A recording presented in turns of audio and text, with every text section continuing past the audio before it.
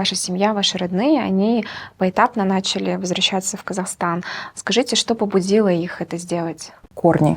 Семейные, история. Где-то у нас есть большое количество родственников на севере Казахстана, то есть сплочались больше в этих регионах. Также там с маминой стороны, поскольку родители у мамы, они из Казахстана, то, соответственно, на севере Казахстанской области тоже из захоронений и так далее, то возвращались к местам малой родины, я бы так это назвала.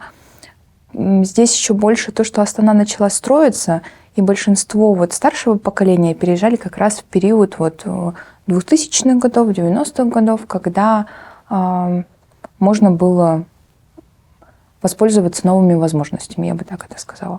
Все детство ездила тусить в Казахстан, то есть раз, два в год к братьям, сестрам мы ездили сюда в гости, и после этого я посмотрела, насколько мне понравилась Астана, что это интересный город. И во время студенчества мне предложили программу, по которой я могу полгода поучиться в Астане.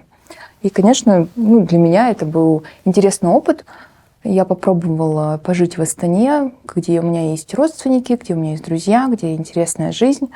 И после этого вернулась в Россию на пару месяцев. И когда я уже вернулась, я поняла, что мне хочется жить в Казахстане.